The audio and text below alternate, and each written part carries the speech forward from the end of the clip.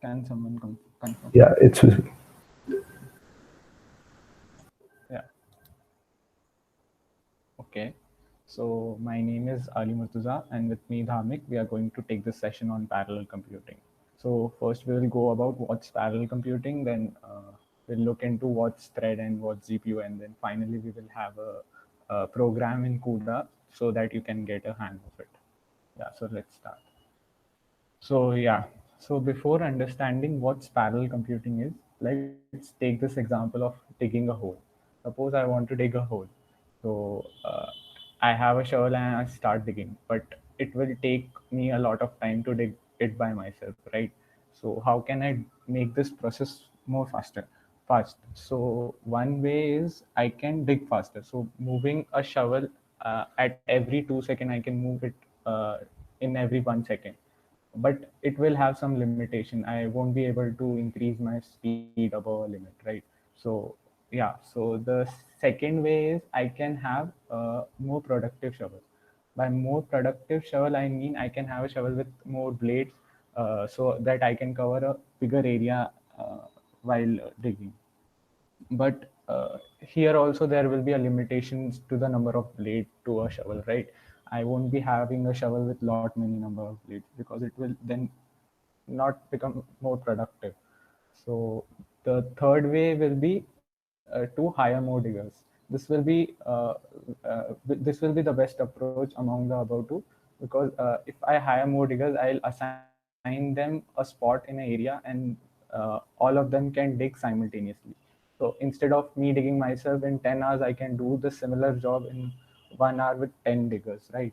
So similar is the concept of parallel computing.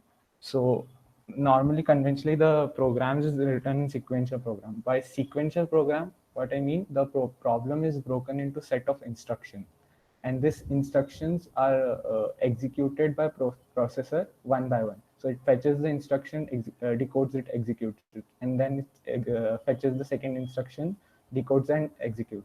So this seems little time consuming, and I want to increase the speed of this process. So one way I can increase the speed of processor, how I did in digging the hole. So I can increase the clock speed, but there will be a limitation to speed, because of I more clock speed, I'll need more power to like execute every instruction. Now second way, I can have the processor executing multiple instruction at a time. So this is also known as instruction level parallelism. But here also there will be a limitation to the processor executing multiple instruction at a time. So the third way I can have, like having multiple diggers, I can have here multiple processors. So having multiple processor, I will break down my problem into smaller tasks, and I'll assign each task to a processor, and the processor will all the processor will execute each task simultaneously. So this is how I can do my complete my task much faster. So yeah, so this is what parallel computing means: breaking down a problem into smaller tasks and assigning it to each processor so that can like execute them simultaneously. Now coming to the point, why do we need parallel computing? So as we seen above, it saves a lot of time. And doing things parallelly, we will be using the available resource and computational power of the processor like more effectively. And it seems negligible in small scale, but when it comes to a large number of operations, it doing things more like in less time and using resources more effectively will cut the potential cost and will save a lot of money for you. So yeah, so the one thing is Moore's law. So yeah, so coming to Moore's law, here I have a graph. So here you can see the green line shows the number of transistors, and here the dark blue line shows the clock speed, and light blue shows the power, and this last line, purple line, shows the performance instruction level parallelism. So here you can see that uh, these three things have a limit, so it stopped increasing here. So what Moore's made an observation. So before going to Moore's law, let me tell you a point that we know that computers are made up of integrated circuits, and integrated circuits are made up of transistors. And having smaller and smaller transistors, we can have more transistors in an integrated circuit, and this will increase our computational power and speed of the processor, right? And we can increase the clock speed. But here you will see that even the transistors are getting smaller and the number of transistor per chips getting more, but the clock speed have reached a limit to it. The clock speed is not increasing. This is because the power consumption and the heat dissipation, because more clock speed will require more power, and there will be a lot of heat, and we won't be able to keep the processor cool, right? So what here came is that processor designer started making multiple processors. So instead of making uh, processor faster, they started making smaller, more power efficient processors and making more of them. So here there is they did a trade off between two things. One was doing things much faster, or doing multiple things on a multiple processor. So to understand these two terms, I have a question for you all to do. The two terms are known as latency and throughput. So latency is time taken to complete a task, and throughput is number of tasks done in a unit period of time. So let's say you have to cover a distance of 120 kilometer, and you have two options, a car and a bus. So a car can travel at a speed of 60 kilometer per hour, and a bus can travel at speed of 20 kilometer per hour. But car can take only 4 people, but bus can take 60 people. So can anyone tell me what will be the latency here of car and a bus, and throughput of the? You can put it in the chat.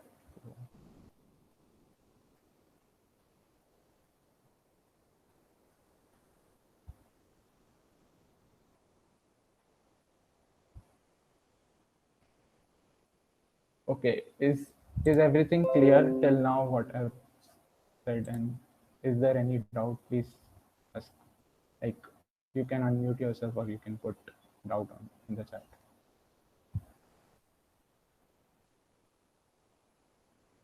Yeah, correct. So okay. So the latency here is correct. The car will take 2 hours and bus will take 6 hours. But throughput is a number of tasks done in a unit period of time. So here I can say the unit will be the number of people covering in per hour basis. So you can divide for throughput of a car, you can divide the number of people divided by the time taken by car to complete. So here the throughput of the car will be 4 by 2 hours. So it will be 2 people per hour, and bus will have 60 by 6, which will be 10 people per hour. So here you can see that how if we decrease the latency, the throughput will also decrease. But if we increase the throughput, the latency will also increase. So here's the trade-off between the two things. Yeah, moving on to thread. So to understand thread, uh, we know that a process, okay, so process is a program in execution, and a thread is a unit of that execution. So So yeah, so it's a unit of execution. So you can think of it like this. I have a diagram for you. So yeah, so if you have a single threaded process, you will be having a single path of execution of a process. And if you have multiple thread, you can divide the problem into multiple tasks and assign each thread a task, and they can do simultaneously. So here in a single threaded process, you are having a single path of execution. So everything is a sequential. But in a multi-thread process, you are dividing the problems into different threads, and you are doing things simultaneously. So yeah, so using thread, you can attend the parallel program. So to understand this diagram, I'll tell you what process consists of. So yeah, here this whole thing is a process, and it has a code area which consists of instructions stored to be executed by the processor. Then there is a data area which stores the data involved in the process. Then there are files which are open files used in the process. Then there are these registers which are a storage area in the processor, which basically stores the variables and the locations of the next instructions or data to be used in the process. Then there are stack, which holds the temporary function calls, parameters, and return address. So in a multi-threaded process, each thread have their own registers and stack. So they can do a particular task independently without depending on each other, but they have a common data and a code area, so they can easily communicate between each other. And the processor can be easily switched between different threads. So you can say by this point you can say that threads are a lightweight process. So you will get a clear picture when we will run a program using thread. But to get a more, I'll give you an example. Suppose you are browsing on a net on a web page and you're scrolling down, and at the same time you are downloading or uploading an image on a web page. So there are basically one thread is rendering things for you on the web page, and other thread is basically downloading. Or so this way you can do things parallelly using thread. Yeah. So moving on to GPU, till now, is there any doubt?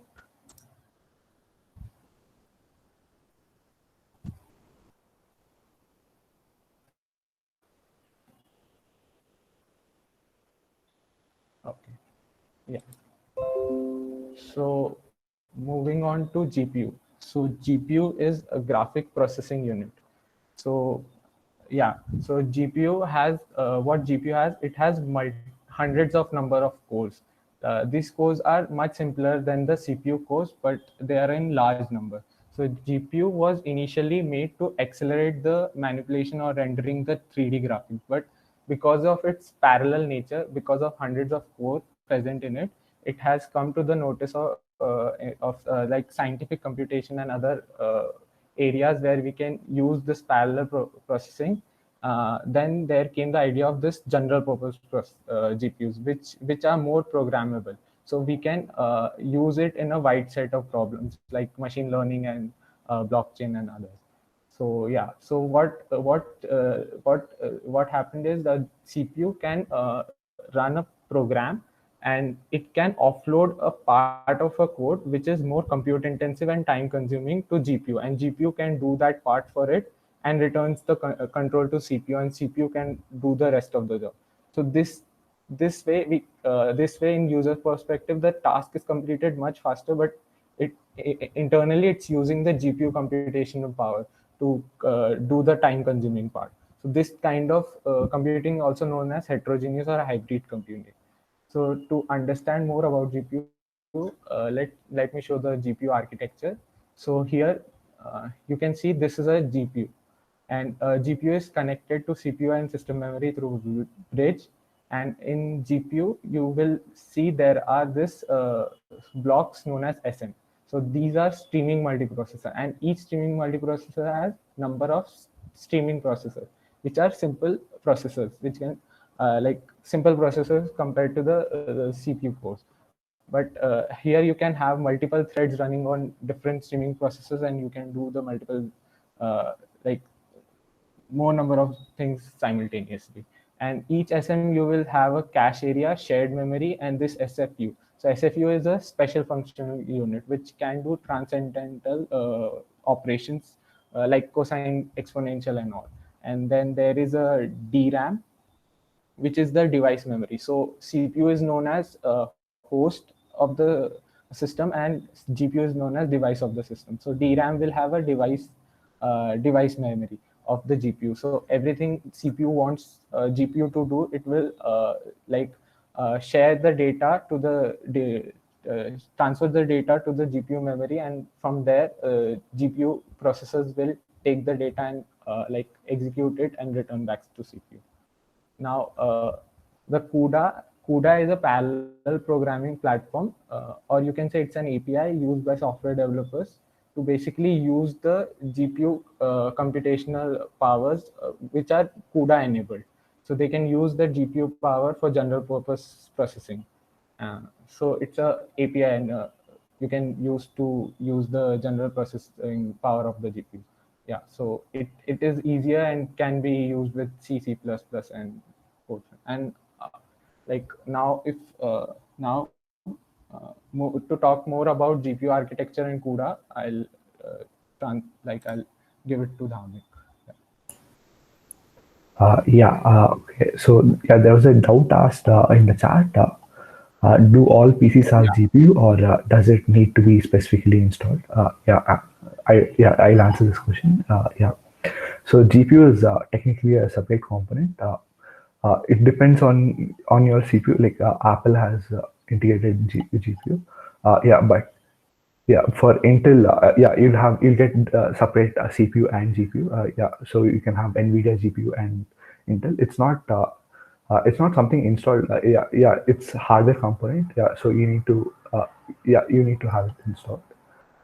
Here for running the code we'll be using Colab. In Colab you will get a GPU. So no worries. Yeah. Okay. Now I'll present. Ali, I'll present. Yeah, I'll stop sharing.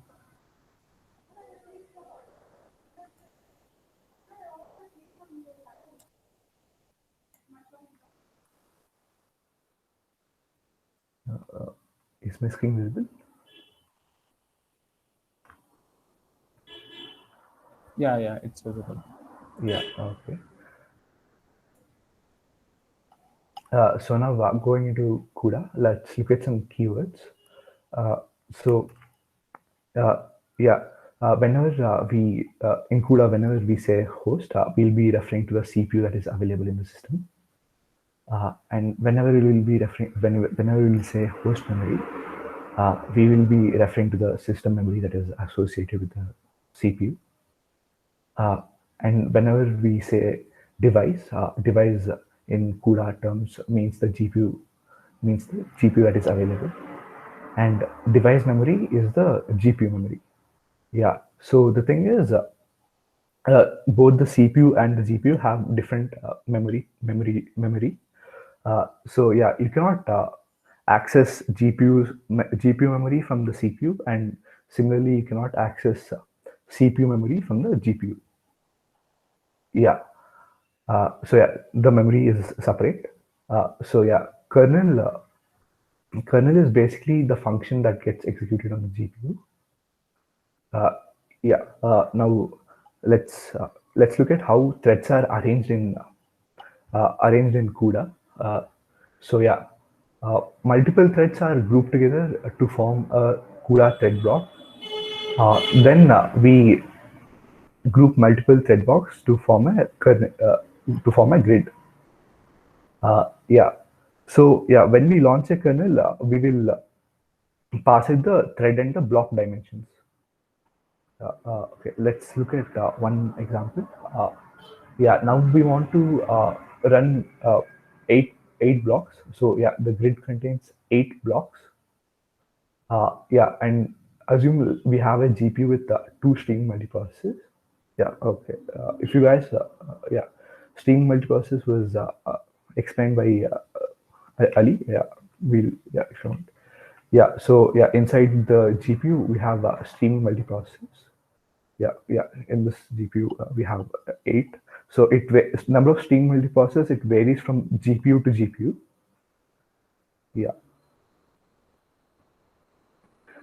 So let's assume a GPU with 2 streaming multiprocessors.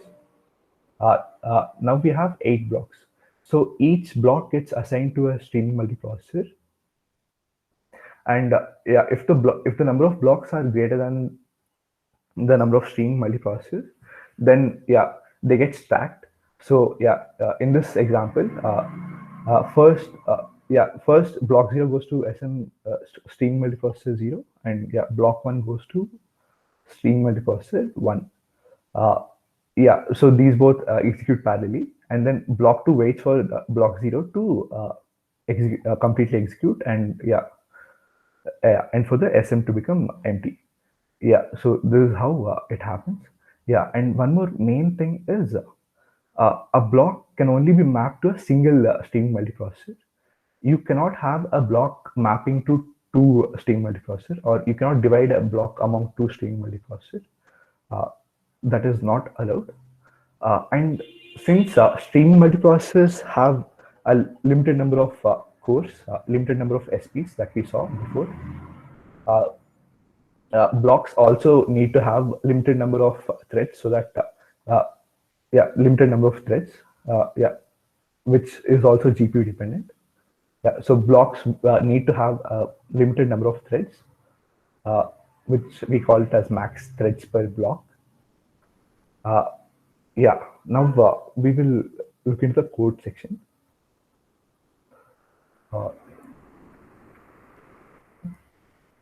So we'll be using Colab for this session. I'll share the link in the chat.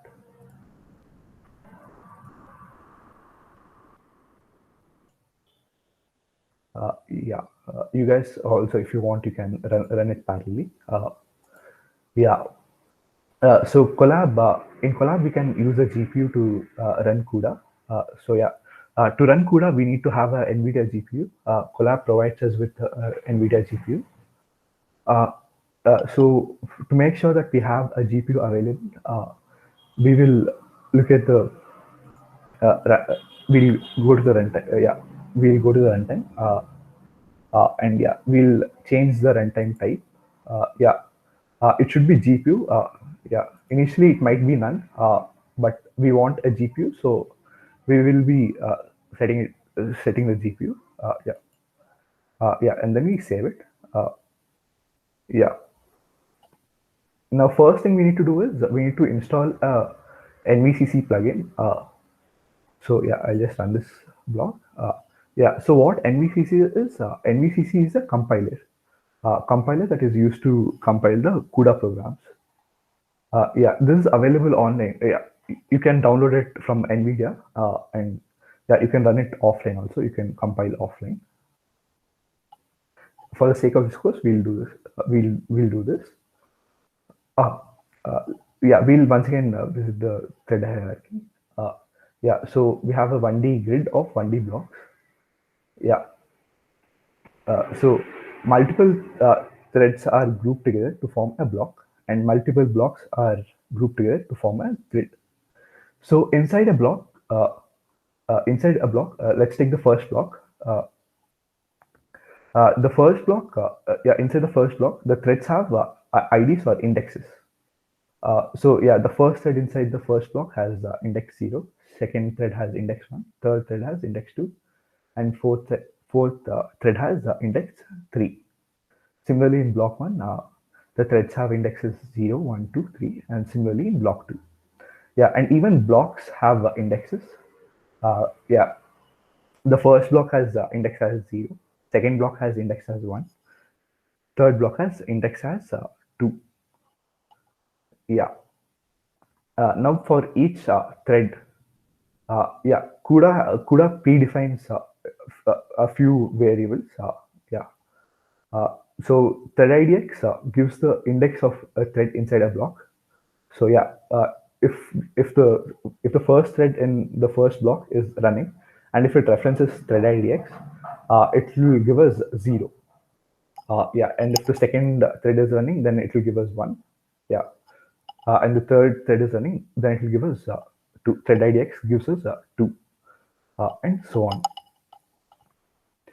And coming to block ID, for a thread running in block 0, that is the first block. When we refer to block IDX, it will give us 0. When we are when a thread running in the second block, when it refers to block IDX, we'll get 1. And so on. If a thread running in block, the third block, refers to block IDX, we'll get 2. And block dim, that's the block dimensions, gives us the dimension of a block. So dimension of a block is nothing but the number of threads in a block.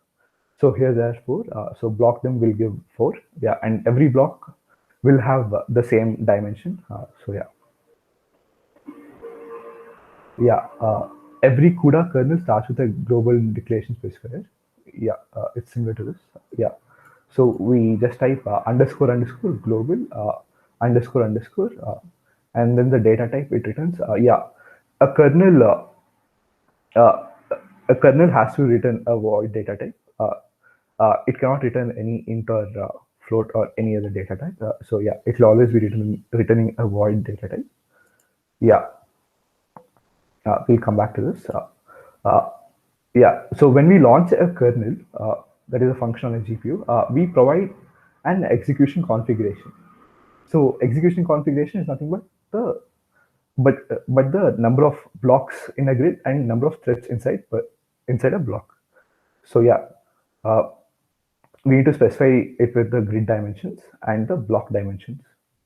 Yeah, we use the following syntax. First, we type the kernel name, then three less than symbols, then the grid dimensions. Then we specify the grid dimension, that is the number of blocks. Grid dimensions is nothing but the number of blocks. And then the block dimensions, which is the number of threads per block. Yeah, and then yeah, three greater than symbols. Then we yeah inside these brackets we pass in any arguments that you arguments that we want. Yeah, yeah, and there's one more function called as CUDA device synchronize. Yeah, we look into the program, and yeah, we'll understand better like what CUDA device synchronize does. So yeah, let's look at the main function. So yeah, the main function runs on the host side, that is on the CPU. Yeah, first we'll declare the total number of threads as 12, and then the number of threads per block will be 4. Yeah, we'll store that in block dimension. Then we can calculate the grid dimensions, right? Yeah, so grid dimensions is basically the number of blocks. Yeah, the number of blocks. So if the total number of threads is 12, and if the block dimension is 4, that is number of threads per block is 4, then the number of grid should be basically like total number of total threads by the block dimension. Yeah, and yeah, we find the ceiling so that we have greater so we have a greater yeah we find the ceiling so that we can remove the floating point, and yeah, we have a great yeah, we have grids such that we have more number of threads than yeah what we initially wanted. Yeah, so yeah, we make sure that we don't get lesser number of threads. Yeah, so total threads by block them here it gets divided, like 12 by 4 here we'll get 3, but it might not always be the scenario. Like if the total number of threads were 11, when we divide 11 by 4, yeah, if it yeah, when we divide 11 by 4, we'll get some fraction. Yeah, so we make sure that we find the ceiling of it so that we have at least a total number of threads. Yeah, we can have more than total number of threads. Dharmik? Yeah, there is a doubt in the chat. Yeah. Yeah, how many threads and blocks to initialize? Is it not dependent on the GPU? Yeah, how many threads? Yeah, the number of threads. So yeah, basically the number of threads per block. Okay, here I've just casually initialized it to 12, actually total number of threads, so that yeah, so that you guys can yeah this is yeah, I casually yeah, just for the sake of example, I've initialized total number of threads to 12. Yeah, we'll see in the next program where yeah, we need total number of threads to be something. Yeah, here this is just for a sample, so I initialized it to 12. Yeah, and block dimension. Yeah, so the number of threads per block is like the maximum number of threads per block is dependent on the GPU, not the number of threads per block. So yeah, it can be it can be less than the maximum number of threads. So usually the maximum number of threads per block would be something like 1024. So here block dimension equals to 4. Block dimension equals to 4 will still be valid. Yeah, we should not exceed the maximum number of threads per block. That's the condition. Yeah, it's not necessary that the block dimension should always be equal to the maximum number of threads per block. Okay, yeah. Yeah. Yeah, so yeah, we initialize block dimension equals to 4. Yeah.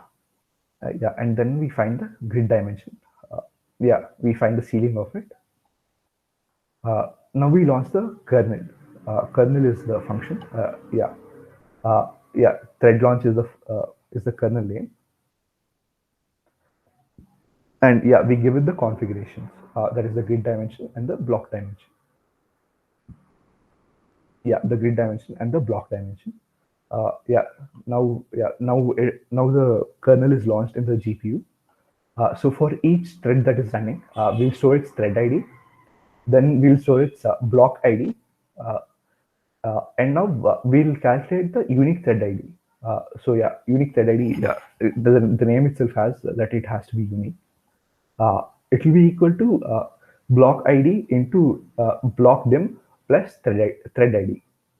Uh, yeah, so yeah, let's take this as only an example.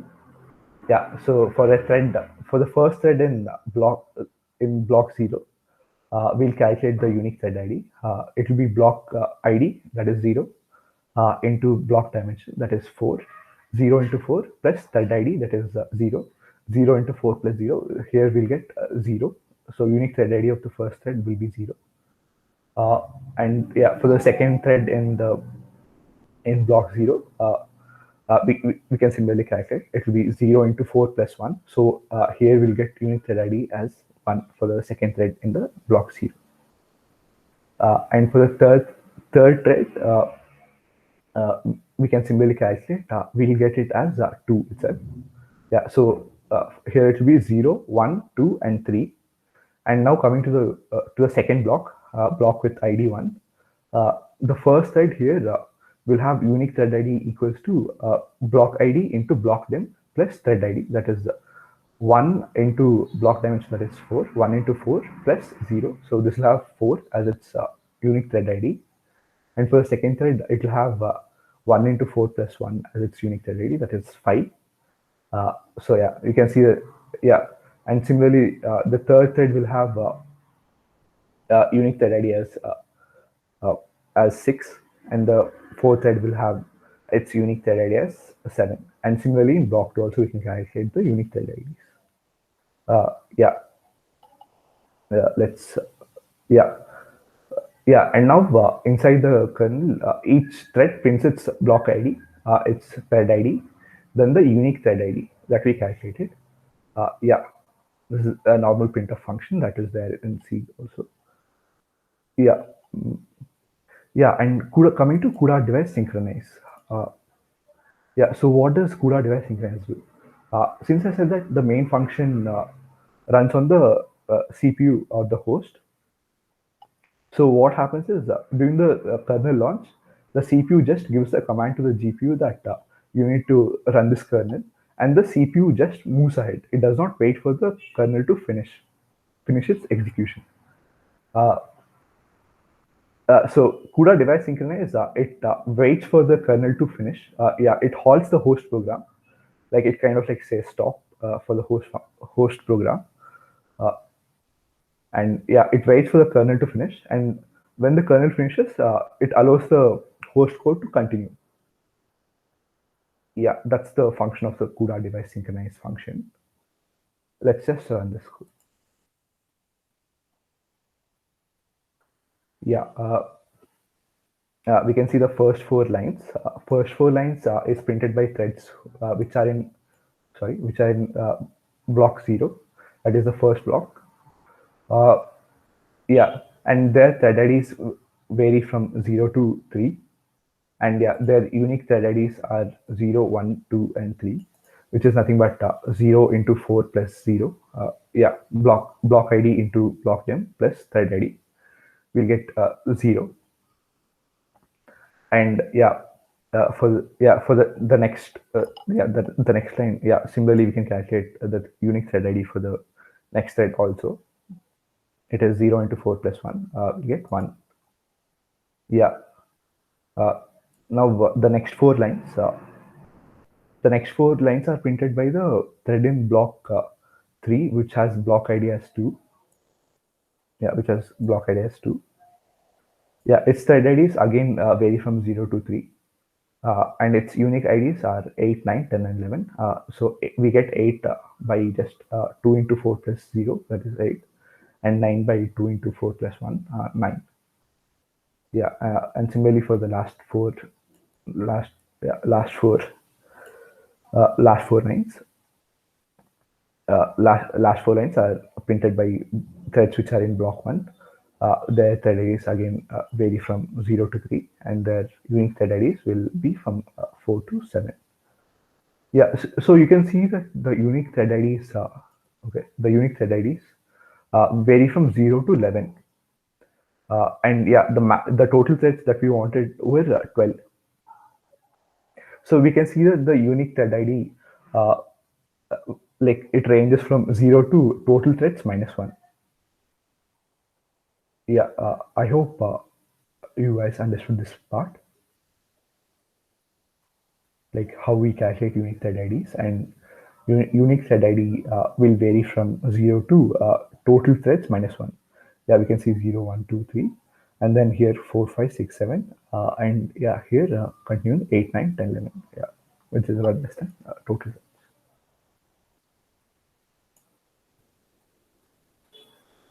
Okay, yeah, okay, I'm assuming that there are no doubts. Okay, yeah, I'll move forward. Yeah, okay, I'll go back to the presentation. Yeah, sorry, I forgot to show this slide. Yeah, so general program flow. How do we write a program in CUDA? So yeah, first first what we do is first we copy data from the CPU to GPU. That is host to device memory transfer. First we copy data from CPU to GPU. Sorry, yeah, and then next what we do is we load the kernel into the GPU and execute. Uh, yeah, and execute. And yeah, we'll have the results in the device side memory now. Now we'll have results in the device side memory now, that is in the GPU. We would like to transfer it back to the CPU. So yeah, later we'll copy the results from device to host, that is from the GPU to the CPU back. Yeah, so basically these are the 3 steps. Yeah, 3 steps of writing a CUDA program that does some useful work. Yeah, let's now look at some functions on on doing these parts. So yeah, host and device have separate memories. That is, the CPU and GPU have separate memories. So we need to separately allocate memories for each of them. So on device side, we need to separately allocate, and on the host side, we need to separately allocate memories for them. And to allocate memory on the host side, we use the function.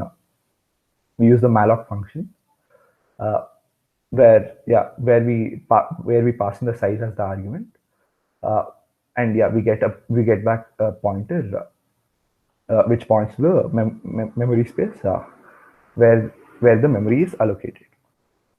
Yeah, now to allocate memory on the device or the GPU, we use the CUDA function CUDA malloc. Uh, CUDA malloc also takes the size, that is the size of the space that we want to allocate. And yeah, it takes the ampersand of p. Here p is the pointer. Yeah, here p is the pointer. So we are passing the address of the pointer, so that the function can write back the address of the allocated space into the pointer. Yeah. Yeah. Now copying memory or data from host to device, that is from CPU to GPU. We have the CUDA function CUDA memcopy.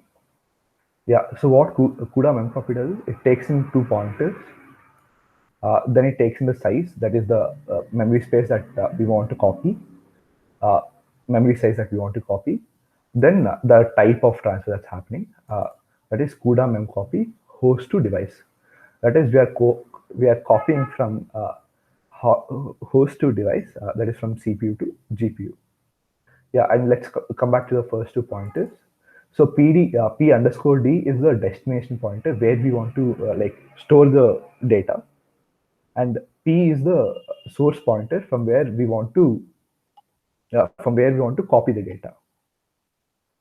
Yeah. And now for copying memory from device to host, this from GPU to CPU, we will use another function called, so we use the same function called CUDA memcopy. Here P is the destination pointer. So here P and P underscore D, we exchange them. So P is the P point. Here P will have a different role. P points to the memory where we want to store the data. P points to the memory where we want to store the data. Here P was pointing to the memory where we want to copy the data.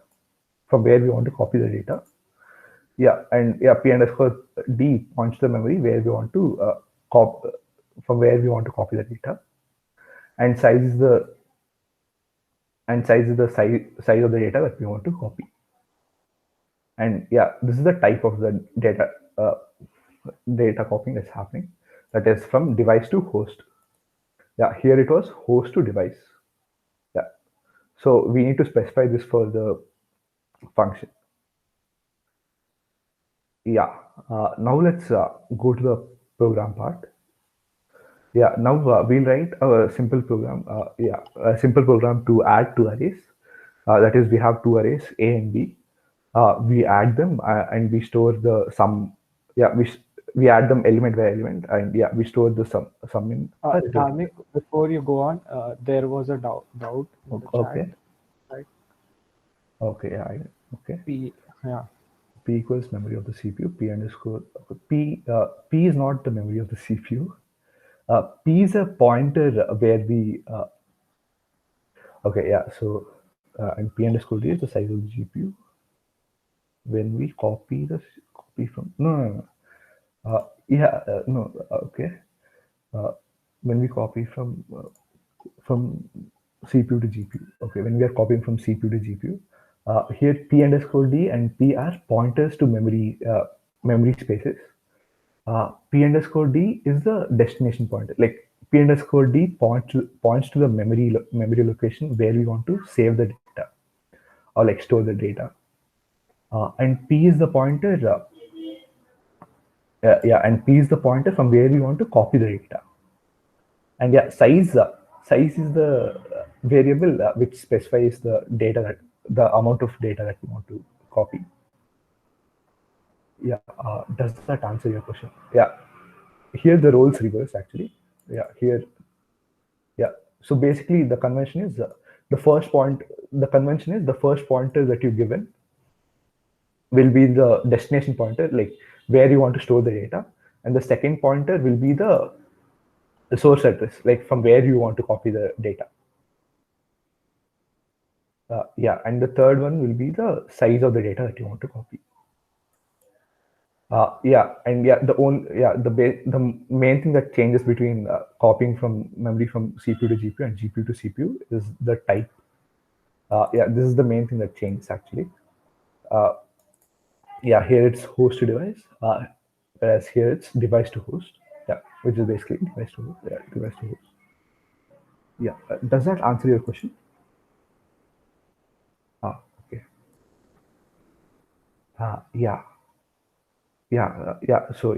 Program to add two arrays. So let's just what we want to do. Let's just look at the C code. Like if you are writing a C code, like what we would do. This is the function that we would write in a C code. Here we take in 3 pointers to 3 arrays, and the array length. Here n represents the array length. So this is basically 2 array additions. We iterate over the array from 0 to n minus 1. And we store the sum of a of I plus b of I in result of I. So we want to do this in using parallel programming, using threads. We want to do this in parallel programming. This is the goal of this program. Let's start from the main function. Main function runs in the host side. That's standard. Main function always runs in the host side. First, we define the array length. Array length will be equal to, here I've given 10 power 8. So that it be drastic. And then we declare pointers for arrays. Here we declare pointers for arrays.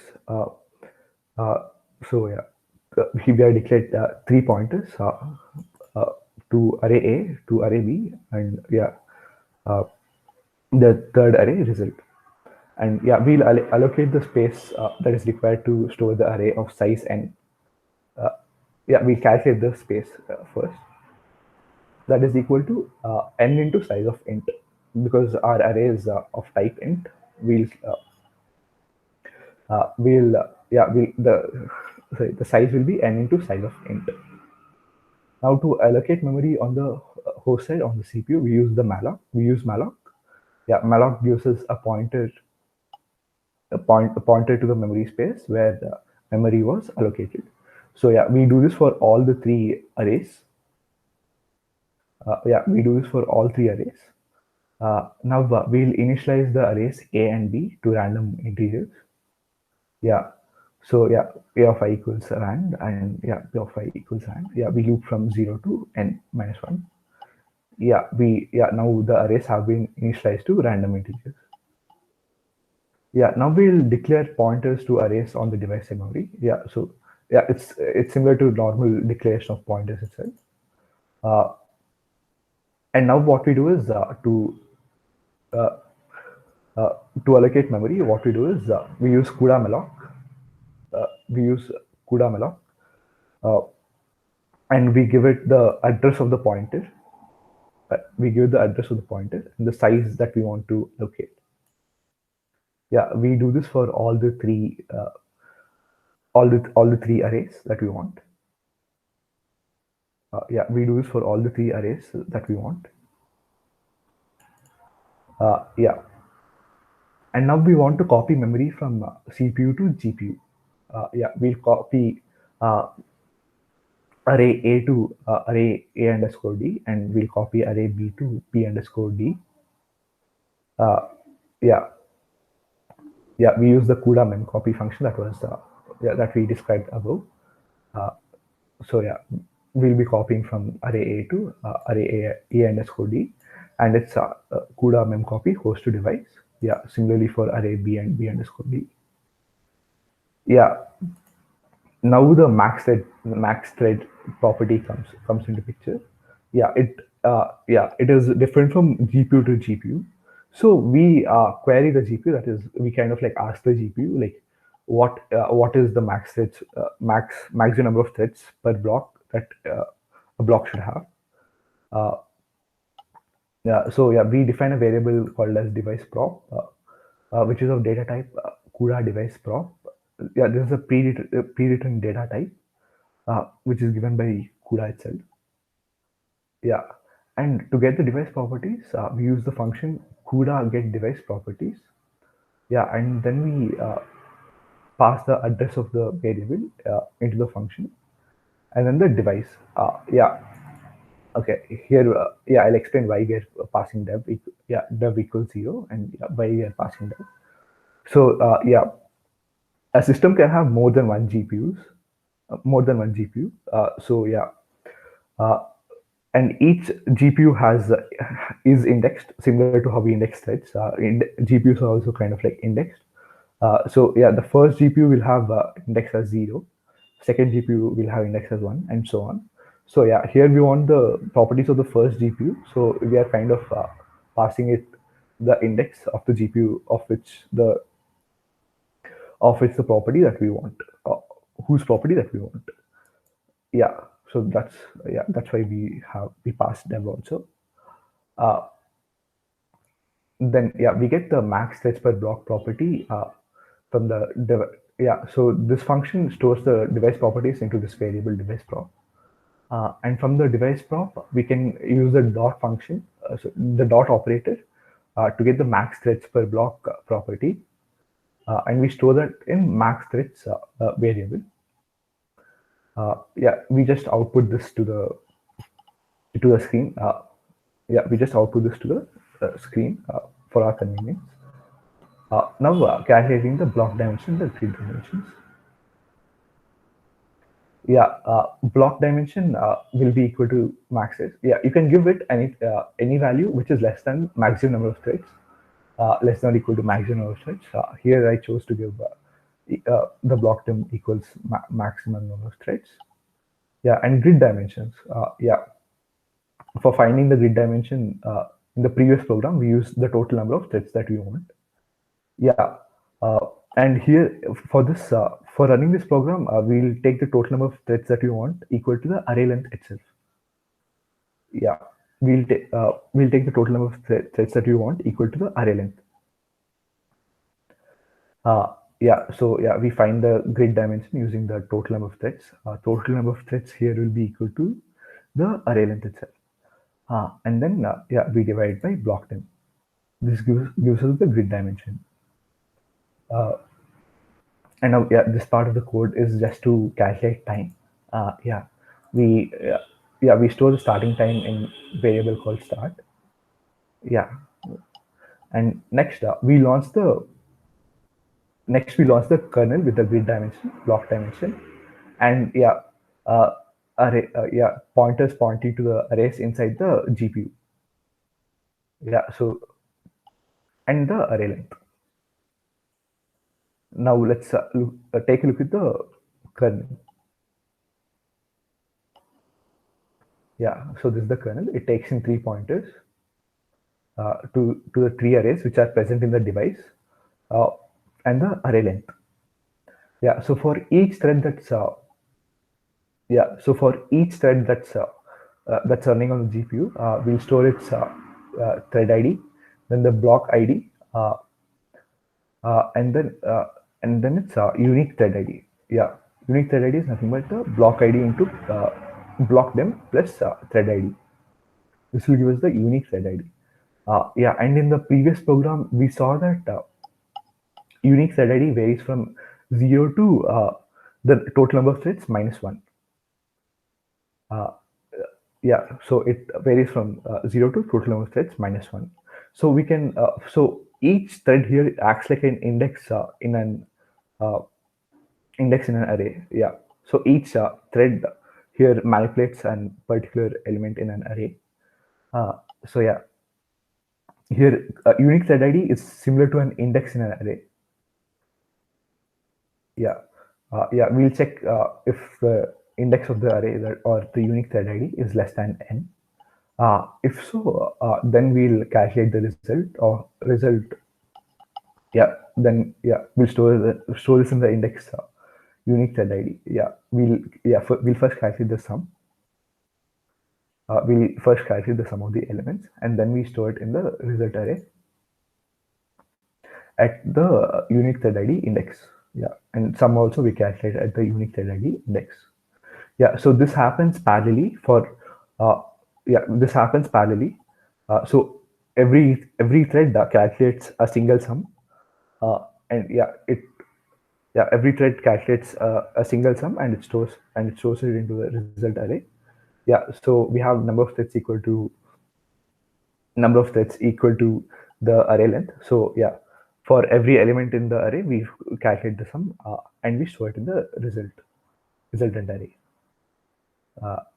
Yeah, resultant array. Now coming back to the main function. Yeah, here we have here the host code has launched the kernel on the GPU, and yeah, we make the host code wait for the host to wait for the GPU to complete its kernel execution, and then after the kernel has executed, yeah, the host code moves forward. Yeah, so after the kernel has executed, the sum will be stored in result_d array. Yeah, will be stored in result_d array. Yeah, and yeah, we calculate the ending time. Yeah, we store the ending time, and then we calculate the GPU time used, which is nothing but the ending time as starting time by the clocks per second. Yeah, so clock does not give us the time actually. it kind of gives us the number of ticks per, number of ticks, like the number of interrupts the host could have seen.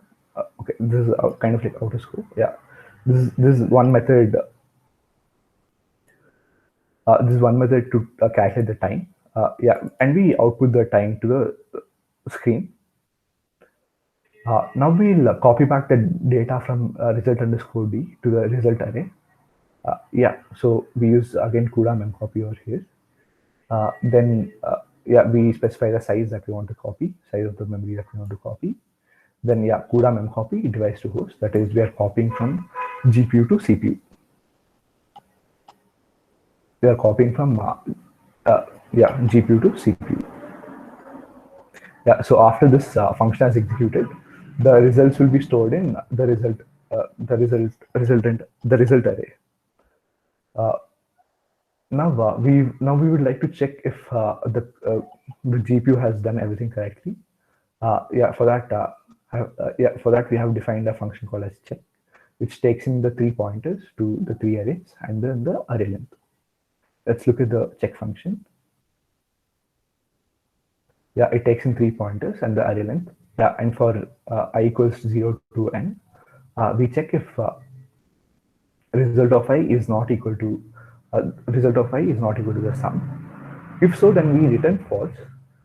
Else we return if for I equals 0 to n minus, if they are always equal, then we return true. Now coming back to the main function. If this function returns true, then we say that GPU has completed the work correctly. Else we say that something is wrong with the kernel code. Now we'll check the time required for the same thing for the C code to do. Now we'll calculate the time required to do the same addition by the CPU. We store the starting time in start, and then we call the function add a comma b comma result comma. This add function takes in 3 pointers to the 3 arrays, and then it takes in the array length. Let's look at the add function. It's a normal C function. It's a normal C function. We iterate from 0 to n, and we store the sum in the result. It's a normal C function. Okay, now we'll calculate. So since it's a normal C function, the host code automatically stops. The host code will wait for the completion of the main function will wait for the completion of the add function, and we'll store the ending time in int, and next we'll calculate the CPU time used. And we'll output the CPU time used using cout. Now deallocating the memory. For the memory that was allocated on the GPU, we use a separate function called as CUDA free, which takes in the pointer where the memory was allocated, and it deallocates the memory. So for all the 3 arrays, we deallocate its memory. Then coming to the memory that was allocated on the host side, we just normally use the free function that we use in the C library, using C code. So this is the code. I'll just run this code. Dhamik, have you shared this notebook to others in the chat? I shared a link in the chat. Okay, cool. Let's look at the output. Let's look at the output that it produces. Max threads per block. We got it as 1024. This is GPU dependent, so it varies from GPU to GPU. And the GPU time, the amount of time it took in the GPU for the kernel to finish was 2 into 10 power minus 4. We get the message that GPU has done the work correctly. And the CPU takes 3 into 10 power minus 2. So the GPU takes 2 into 10 power minus 4 seconds, and the CPU takes 3 into 10 power minus 2 seconds. So we can yeah, so you can see that GPU runs does the same work way faster. Yeah. So yeah, do you guys have any doubts?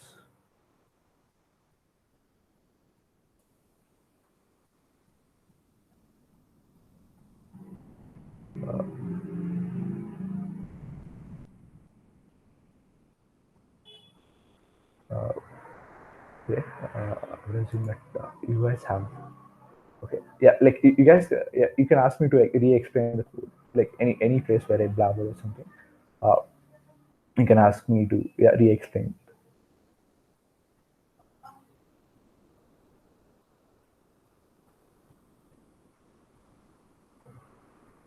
Okay. So yeah, I'm assuming that you guys have no doubts. Yeah, I'm assuming that you guys have no doubts. Yeah, and okay, yeah, I'll continue. Yeah, so this is basically the code to add two arrays. Yeah, uh, yeah, okay, yeah. So yeah, these are few resources that are available online. There's one IIT Madras course, which is taken by Professor Rupesh. Uh, yeah, it's yeah, he teaches pretty well. Yeah, you guys could use that. And there's an NPTEL course from IIT Kharagpur. And yeah, you could always use the CUDA documentation. Yeah, CUDA has an excellent documentation. Yeah, where like everything is properly defined, and yeah, they also have examples. Yeah, and yeah, you can find many resources online. So yeah, thank you. Yeah, if you guys have any doubts, you can still ask.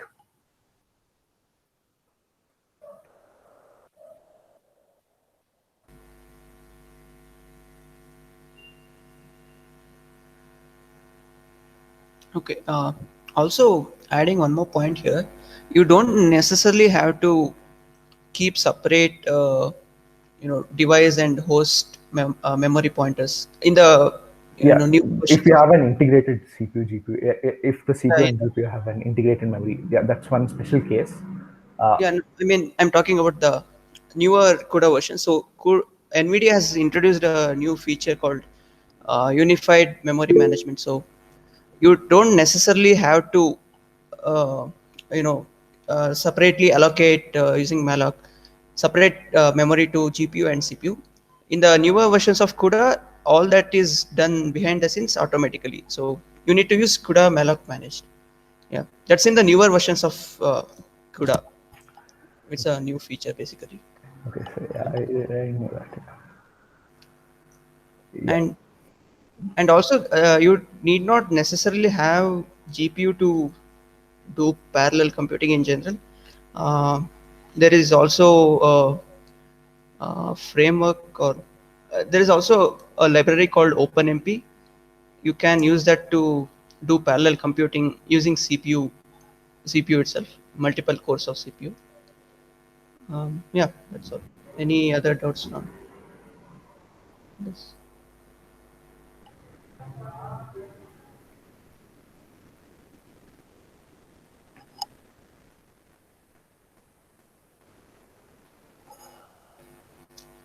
Okay, if there's no other doubts, I think we can end this session.